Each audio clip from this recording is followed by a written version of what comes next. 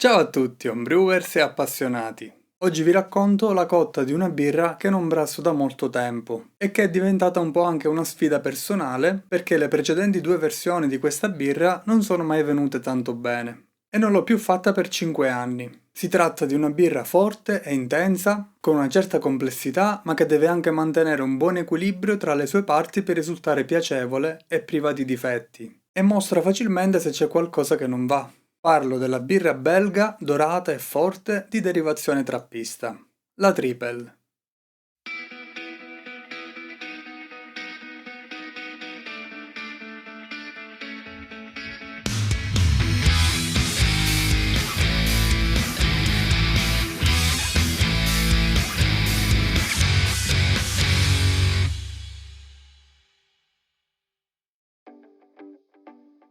Le Triple e le Belgian Golden Strong Ale sono degli stili di birra che non ho capito e apprezzato fin da subito, ma ci sono degli esempi commerciali che mi sono piaciuti tanto e cercando di reperire un po' di informazioni, spesso poco chiare, avevo scritto delle ricette abbastanza elaborate, anche troppo. Avevo usato infatti oltre al malto pilsner, malto di frumento, fiocchi d'avena, una buona dose di destrosio e anche svariate spezie come coriandolo, pepe e zenzero, il tutto fermentato con il B256. Il risultato non è stato all'altezza delle aspettative. È uscita fuori una birra dall'aroma molto intenso e che a un primo assaggio sembrava anche interessante, ma poi diventava una birra pesante da mandare giù, troppo intensa e poco piacevole. Non invogliava la bevuta e solitamente non finivo mai il bicchiere. Da quel momento in poi ho smesso di brassare le Triple. Oggi ho ripreso in mano questa sfida col nuovo approccio che sto seguendo su molti stili, cioè ricetta molto semplice con pochi ingredienti, niente spezie e soprattutto massima attenzione al lievito e alla fermentazione, che è la chiave del successo per le birre belghe. Ho puntato a uno G di 1,077, 12 ABC di colore e 32 IBU. Come lievito ho scelto un lievito fresco derivato da un birrificio belga molto noto che non ho avuto ancora occasione di provare. Quello che mi ha incuriosito particolarmente nella scelta è il fatto che si tratta di un lievito diestatico. A mio parere questo aspetto si abbraccia molto bene con il profilo che voglio ottenere per questa triple, cioè una elevata attenuazione che renda scorrevole la bevuta. Il lievito che ho scelto è il VLP 570 Belgian Golden Ale della White Labs, che è il ceppo derivato dalla celebre birra Duvel. Un ceppo per Golden Strong Ale che produce fenoli ed è diastatico, cioè enzimi in grado di convertire gli zuccheri complessi in zuccheri fermentabili. Ho riattivato una busta di lievito con 2 litri di starter che ho areato per 2 giorni e mezzo e poi messo in frigo a decantare.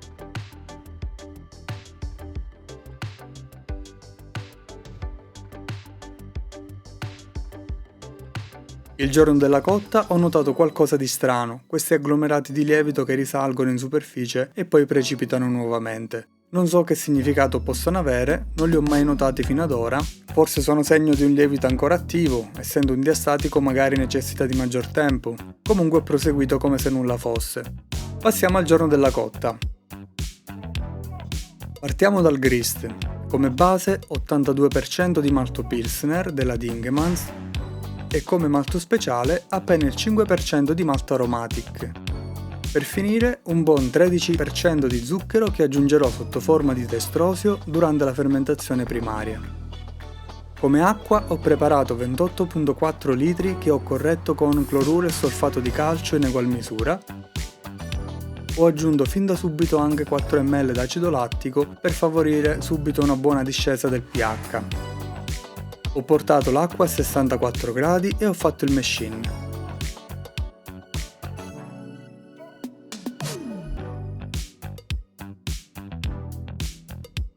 Per la saccarificazione ho previsto uno step di 40 minuti a 64 gradi. Voglio ottenere un mosto molto fermentescibile. Con un'altra aggiunta di acido lattico il pH si è stabilizzato a 5,45 e non l'ho più corretto. Passo ad uno step per le alfa-amilasi di 20 minuti a 70 gradi. Infine completo mettendo la griglia e facendo ricircolare per 10 minuti a 78 gradi per la fase di mash out. Con questo passaggio raggiungo spesso una limpidezza molto buona. Registro un OG di 1,067 e procedo con un risciacquo con 10,9 litri d'acqua, sempre con pH e temperatura adattati a questo scopo. A fine spargi ho registrato un OG pre-boil di 1,055, molto in linea con quella prevista. Avvio la bollitura di 60 minuti e preparo i luppoli. Oltre ai malti ho usato gli stessi luppoli della Saison, quindi Northern Brewer in amaro con 40 grammi per 27 IBU, e a meno 10 minuti ho aggiunto prima il Protafloc e il nutrimento per il lievito, considerando l'OG elevata e la presenza di tanto zucchero, che è un materiale fermentescibile privo di nutrimenti rispetto al malto, è consigliabile aggiungere in questo caso dei nutrimenti. Sempre negli ultimi 10 minuti aggiungo il luppolo in aroma Styrian Goldings con 50 grammi per 5 IBU. Infine, a bollitura stoppata, ho avviato il raffreddamento e ho aggiunto altri 50 grammi di Styrian Goldings per l'aroma.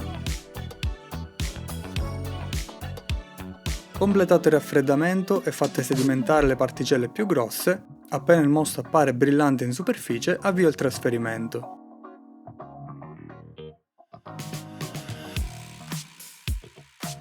La limpidezza raggiunta mi sembra buona.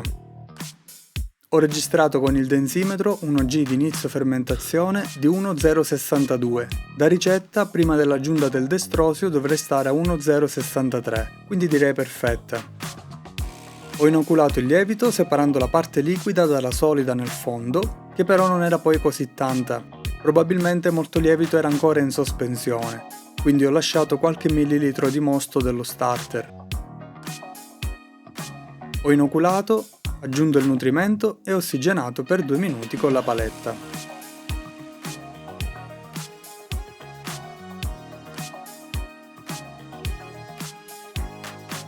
Ho messo in camera di fermentazione e atteso i primi segni di fermentazione, che però non sono arrivati subito.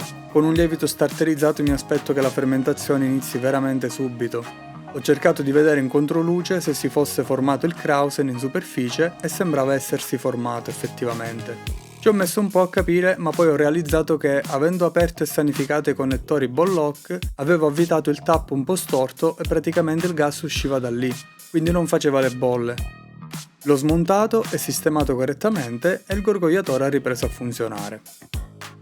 La fermentazione è partita a 19,5 gradi per salire di 1 grado il giorno dopo e poi di mezzo grado al giorno. Non conoscendo questo lievito, ho cercato di mantenermi un po' più basso per evitare un eccesso di esteri in particolare e di alcoli. Al quarto giorno ho fatto l'aggiunta di destrosio, aprendo ho notato che però il Krausen si era già dissolto e la birra non era più protetta. Un po' questo mi ha preoccupato, ho aggiunto il destrosio così com'è, con la fermentazione il moto continuo interno dato dal lievito si scioglierà totalmente da solo.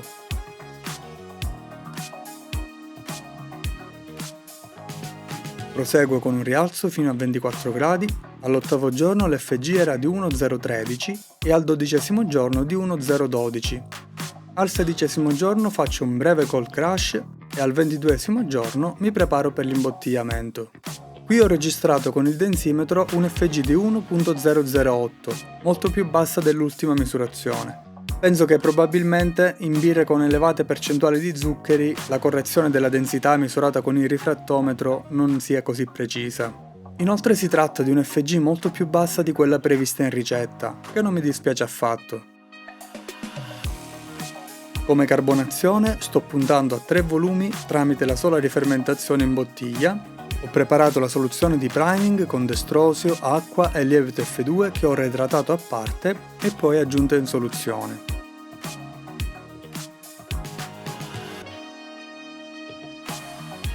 Ho aperto il fermentatore e avviato il sifone.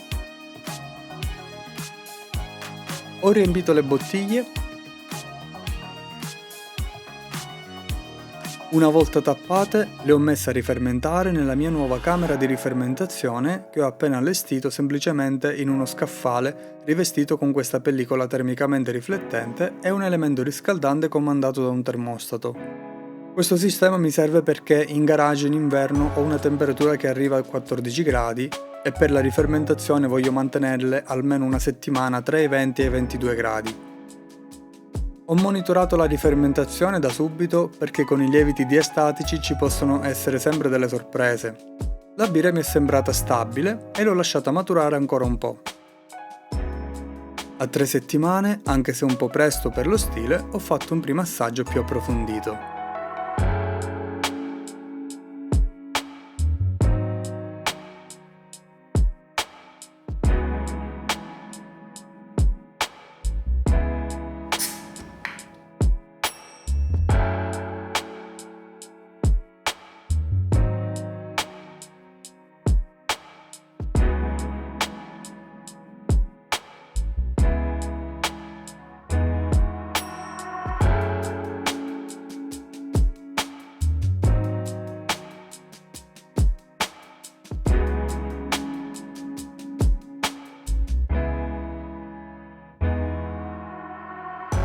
Come aspetto, la birra, senza ancora aver fatto un passaggio al freddo, ha raggiunto un'ottima limpidezza.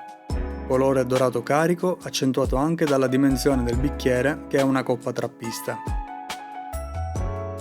Schiuma molto produttiva, mediamente persistente, che non è poco per una birra da 9,5 gradi di volume alcolico. Molto bello questo perlage al centro del bicchiere, che è favorita da un'incisura fatta appositamente nel fondo del bicchiere.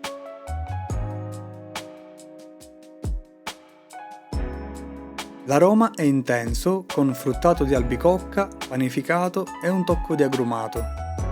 Il gusto è dolce all'ingresso, bilanciato da un amaro medio moderato, fanno la loro comparsa gli aromi fenolici speziati di pepe. Il finale è secco e pulito, lascia un tocco di agrumato che asciuga la bocca.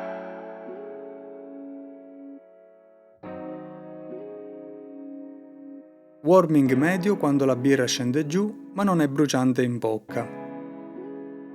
Il corpo è leggero, carbonazione ben sostenuta che rende la birra molto scorrevole e asciuga la bocca. È quasi una bevuta da saison, una punta di astringenza nel finale, a mio parere non sgradevole. C'è tutto quello che deve esserci su una birra del genere e con un buon equilibrio. Ha un profilo che definirei anche elegante, un fruttato non troppo spinto, forse la birra avrebbe beneficiato di un inizio fermentazione con un paio di gradi più in alto. Considerando l'elevata secchezza e il grado alcolico, forse sarebbe più da catalogare come una Belgian Golden Strong Ale, piuttosto che come triple. Aggiungendo il fondo con il lievito, diventa ancora più morbida in bocca come mouthfeel e si percepiscono ancora di più lo speziato e il fruttato. Una birra veramente interessante e che posso definire ben fatta, soprattutto considerando le mie precedenti esperienze. Sicuramente una buona scelta quella di semplificare il grist e di concentrare tutte le attenzioni sul lievito e sul profilo fermentativo. Con il tempo volendo si possono fare anche piccoli aggiustamenti sul grist, per esempio per cercare di dare un po' più di corpo e di renderla anche un po' più cremosa in bocca, anche se a definire il corpo e la percezione in bocca di questa birra è sicuramente il lievito diastatico che ho scelto. Il profilo di questo lievito mi è piaciuto molto, lo trovo davvero interessante su questo genere di birre, penso che si adatti bene sulle triple, esistono altri ceppi di lievito liquido particolarmente consigliati per questo stile, ma sulla carta spesso nessuno raggiunge valori di attenuazione molto alti, come quelli invece che troviamo sulle triple brassate dai più famosi birrifici. Per questo ho sempre considerato abbastanza difficile replicare il profilo fermentativo delle double e delle triple in casa. Considerando il fatto che l'elevatissima attenuazione ha spostato anche un po' i valori di amaro percepito, ho dei dubbi sullo stile più appropriato a cui catalogare questa birra. Il BJCP fa distinzione tra le triple e le Belgian Golden Strong Ale, anche se su molti aspetti queste due birre si sovrappongono, e sulla carta questa birra potrebbe appartenere benissimo ad uno o all'altro stile. Il manuale indica che una Belgian Golden Strong Ale deve essere mediamente più chiara, con un corpo più esile e sicuramente più secca di una triple. E su questi aspetti la mia birra forse si piazzerebbe meglio come una Golden Strong Ale. Mi sta avvenendo molto difficile capire a quale stile dovrei far riferimento se volessi mandarla ad un concorso. So già che qualche giudice mi potrebbe dire buona, ma era meglio iscriverla come una Golden Strong Ale oppure qualche altro come una triple. Questo è un po' il rischio che si corre quando si brassa una birra che ha quelle caratteristiche un po' nel mezzo tra due stili molto simili. A mio parere in questi casi bisognerebbe prediligere la bontà della birra in generale, piuttosto che fare il punto su uno o l'altra categoria. Voi, sulla base di quello che avete visto e sentito, cosa mi consigliate? Quale stile sarebbe più appropriato per questa birra? Comunque vi terrò aggiornati se avrò modo di far assaggiare questa birra a qualche amico giudice o a qualche concorso a cui la manderò a breve e vi farò sapere. Per il momento è tutto su questa birra. Se avete dubbi o domande riguardo quello che avete visto, scrivetemi qui sotto nei commenti. Se il video vi è piaciuto e l'avete trovato interessante o utile, vi prego di lasciare un like e di iscrivervi al canale. Vi ringrazio e ci vediamo al prossimo video.